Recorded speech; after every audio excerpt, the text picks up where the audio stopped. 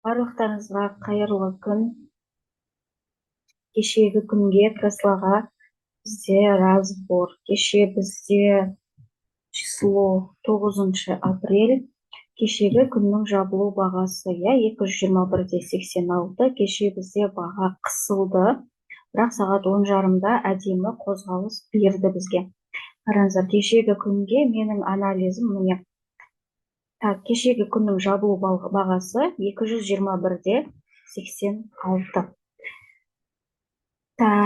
Қалай мен анализ жасадым? Қараңыздар, мына жерде нефть бойынша алған кезде бізде өте үлкен мынандай дистрибуционный свечканы көріп тұрмыз. Үлкен дистрибуционный свечка, осының біз табанын на несколько центов жауып кетіп тұрмыз. Но қараңыздар, бізде баға куда тянулся. Бағаны сызып қарап аламыз daily time frame бойынша. 17:80 бұл бізде қандай баға? Мен сразу аламын да weekly time frameға өтем, недельныйға. Потому что 17:80 деген бізде, қараңыздар, қандай баға екен? Міне келдік біз. Мына жерде бізде қызыл жаңағы дистрибуционный свечка weekly недельный time frame бойынша осы свечканың біз табанын көріп тұрмыз. Осы свечканың табаны, қараңыздар, бізде осы жерден бастап баға қатты өсірген. Мына 17:80-нен бастап қараңыздар, бізде баға қандай үлкен жерге барып келген. Мына жерден мына жерге дейін бізде 488-ге дейін барып келген. Значит, мынау бізде өте маңызды уровень 17:80. То есть шортқа тек қана осы 17:80-нің астына түссе ғана қарауға болады. Қараңыздар, мына 17:80-нен біз осы кезде бізді не істедік? Көтердік. Осы кезден бастап өстік біз.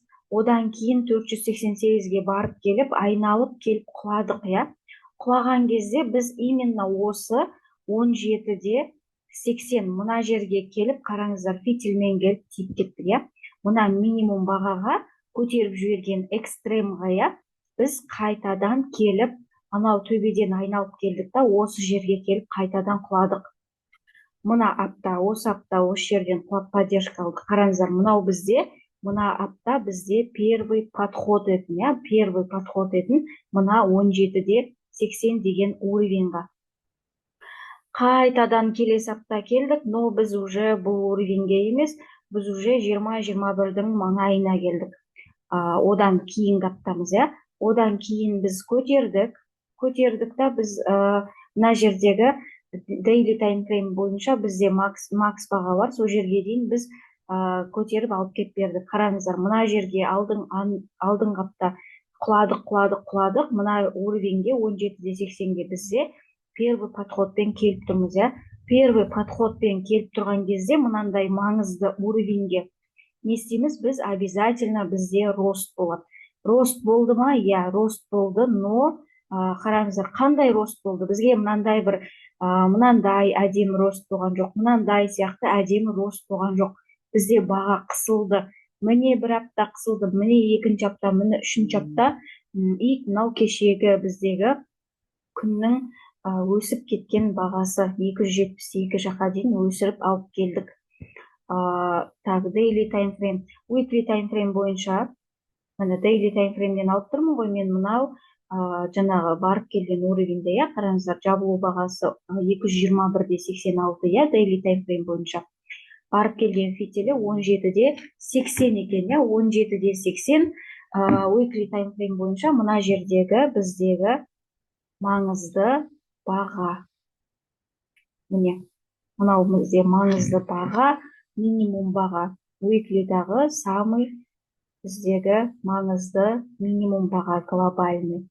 Енді daily time frame бойынша мен аламын осы жерде, қараңыздар, екі экранға қоямын да, мен сразу 4 сағаттыққа өтемін.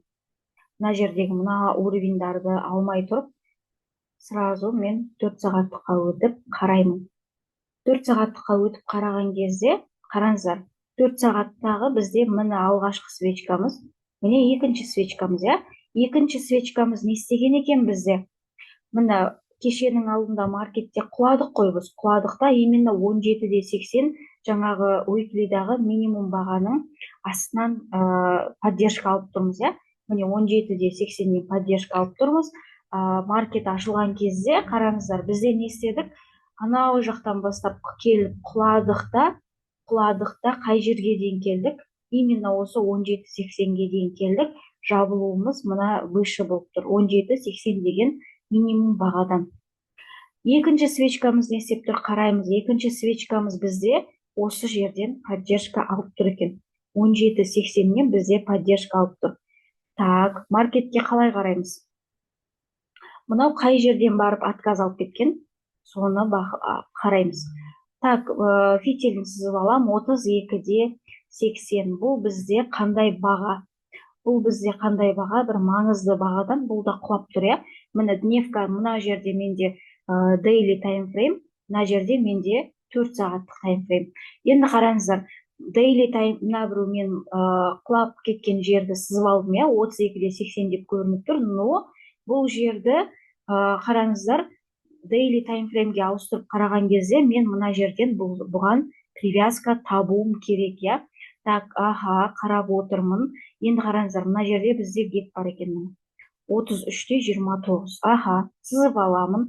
Гептар менде ылғи да сарымен болады. Свежий гептар ашық сарымен болады. Енді қараңыздар, 33,29 екен, иә, біздің премаркет кезінде қайтып тұрған бағамыз. Қайтып кеттік. Так, поддержка алып тұрған жеріміз 17,80. Енді қараңыздар, точка входаны біз қалай анықтаймыз? Баға қараңыздар, моменте мына жерде максимумның үстіне шыққысы келіп тұр екен, иә, қараңыздар. Максимум бағамен сызып алайын осы жерде, міне. Так, 25,09 деген 4 сағаттықтағы максимум баға екен, иә, бізде. Так, баға қараңыздар, біз осы жерден көтеріп, құлатып, астынан кеп тұрмыз, иә. Осы жерден міне, мына бір максимумның үстіне осы күні астыға барып келдік та шығып кеттік қой үстіне. Айналып келіп, құлап, осы максимумның астына түсіп, біз қазір осының астынан прошивать етіп тұрмыз 4 сағаттық таймфрейм бойынша. 4 сағаттық таймфрейм бойынша. Енді қараңыздар, мынау 25,09 мен үшін зеркальный уровень болып тұр. Осы зеркальный уровеньнен выше кететін болса, менде барып беретін жер қай жер? 33,29. Премаркетте өзіміздің құлап кеткен мына daily time frame бойынша геповый уровень екен, иә, мынау. Мынадан жаңағы 233,29-дан выше кететін болса, қай жерге барып береміз? Міне, мынау гептің максимумы 239-да 43, иә, қараңыздар.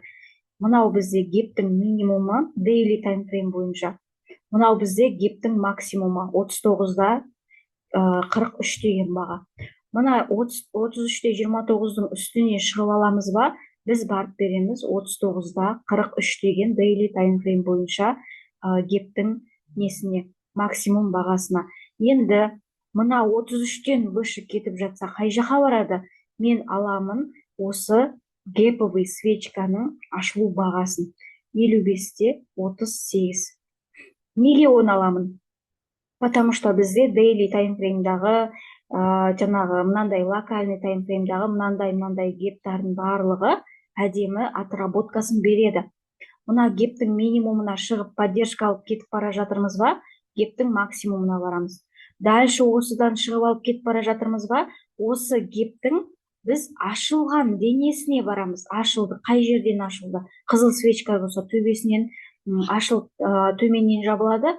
Жасыл свечкадағы мынандай геп болса, біз осының астынан кетіп бара жатсақ, мынау гептің максимумның үстіне шығып алды ма мына жерде, например, бұл гептің жабылу бағасына дейін барады дегендей біз теорияны қалыптастырамыз, иә. Дальше 55-тен выше, гептан выше кетіп бара жатса, біз барамыз осы гептің мынандай фитиліне. 61,00 гептармен де осындай үзік сызықпен болады, ақ сызықпен. Дальше осыдан асып кетіп бара жататын болса, уже біз төбе жақтағы мынандай максимум бағаларға қараймыз. Енді қараңыздар, 4 сағат бойынша мен алып отырмын 25,09, менде мына жерде 4 сағаттықтағы локальный максимум баға болғанымен менде плюс бұл не болып тұр?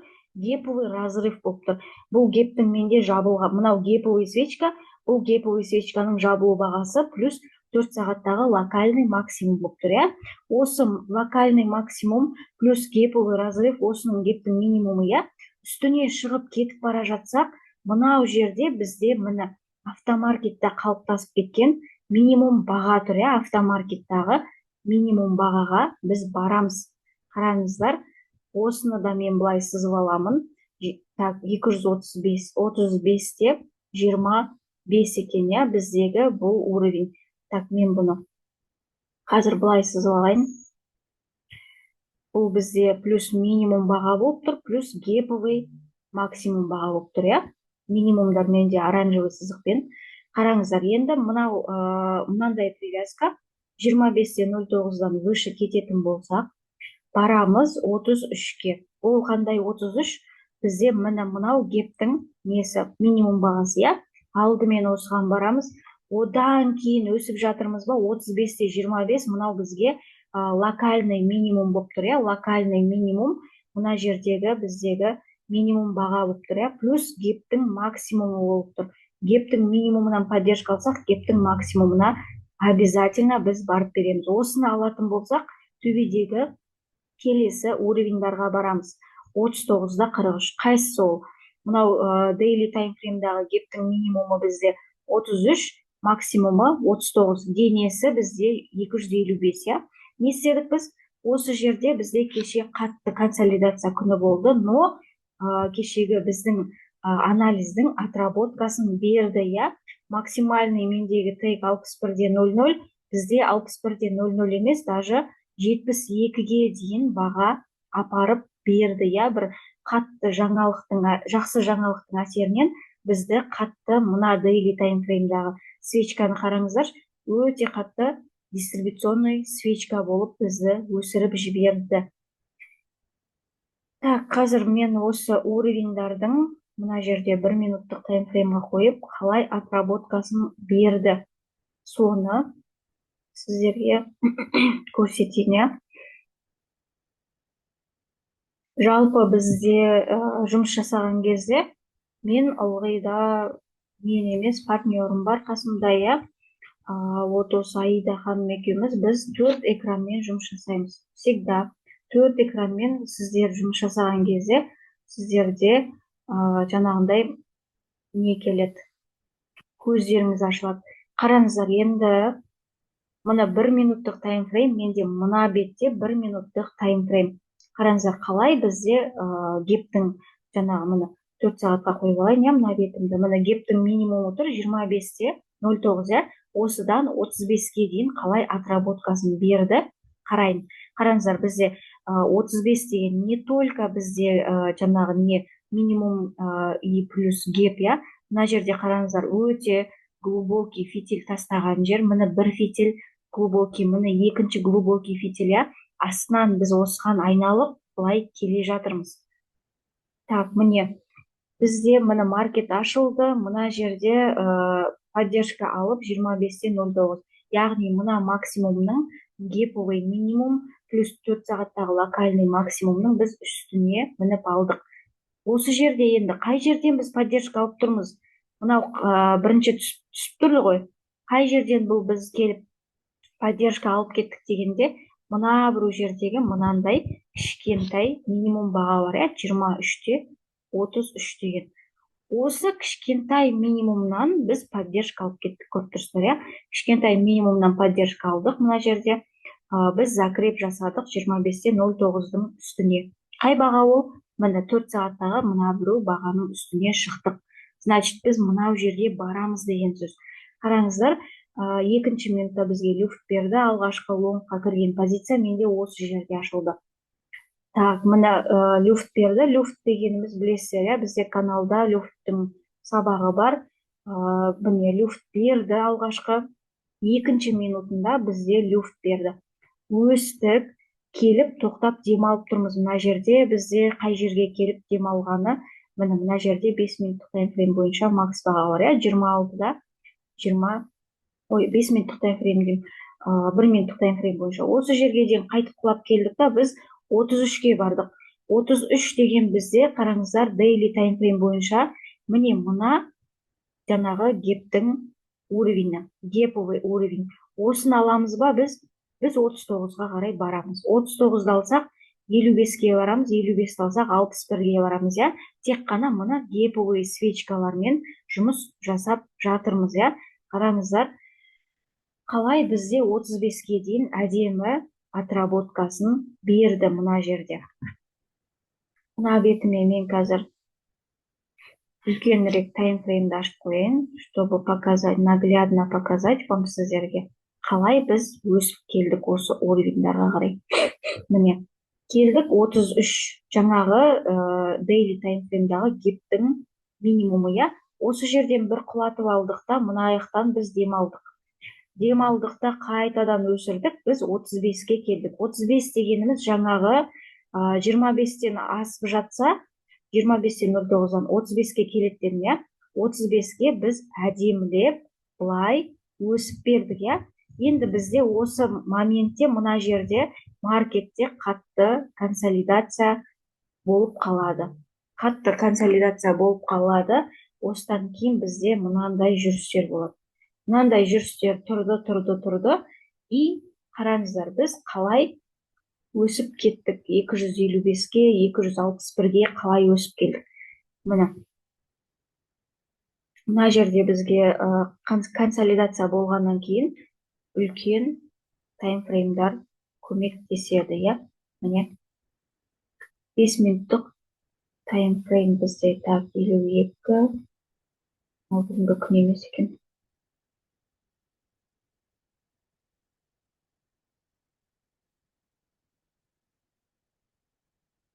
Қазір бір минут,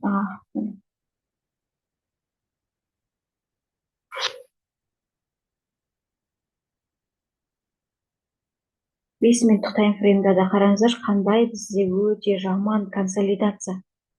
Өте жаман, міне консолидация, жүрісі өте жаман. Басында қараңыздар, бізде жаңағы зеркальный уровеніміз 25-тен, я. 25, мына жерде 1 сағаттағы максимум баға екен тоже. Осының үстінен біз келдік 35-ке дейін 1 сағат бойы, міне жарты сағат, міне 1 сағат. Осы 1 сағат біз 25-тен 35-ке дейін $10 өсіп бердік.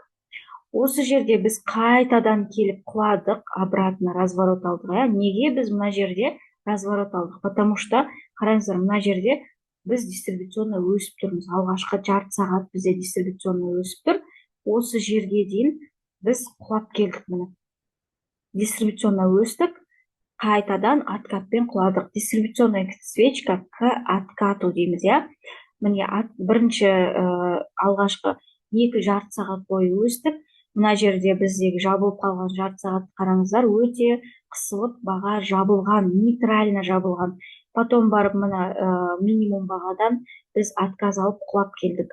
Мына жерде біз қайтадан келіп поддержка алған жеріміз бізде міне 26-да 25 деген баға.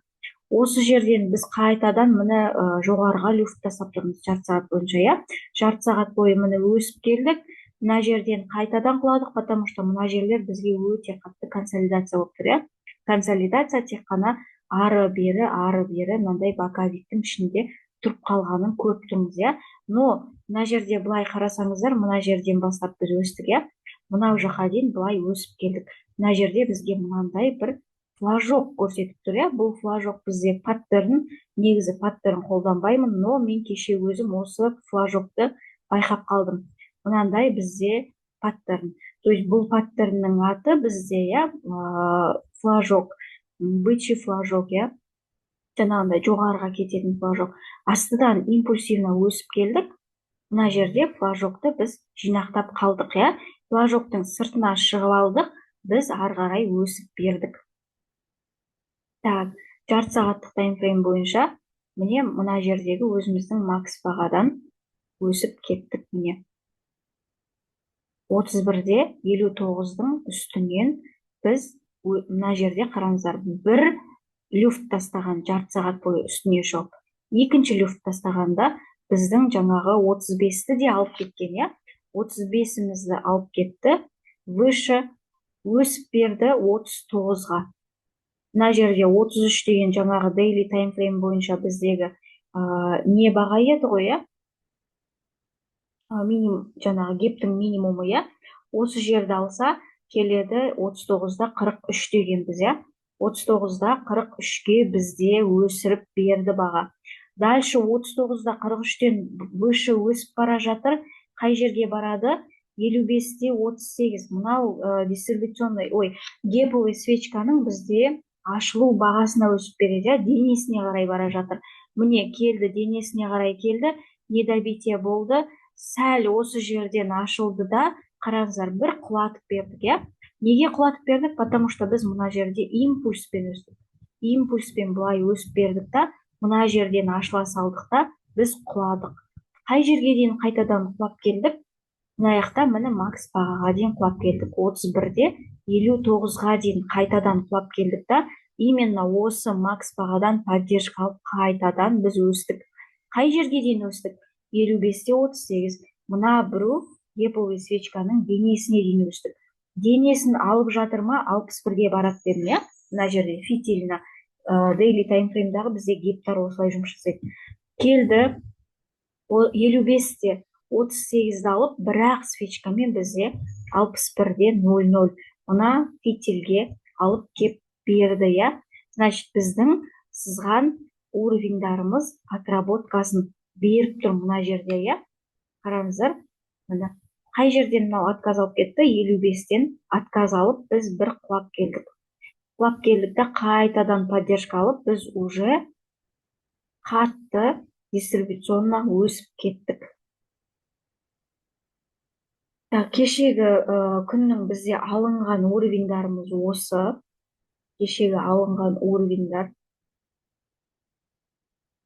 Мына жерде міне 17-ден бастап премаркет кезінде поддержка алып, уже біз локальный сызған жаңағы уровеньдарымыздың бәрін алып кеттік, иә? Алып кеттік. Жаңалықтың әсерінен осылай біз дистрибуционна өсіп кеттік. Осы жерде бір сұрақтарыңыз болса, коммент жазып кетіңіздер. Келесі видеода міндетті түрде жауап беруге тырысамын.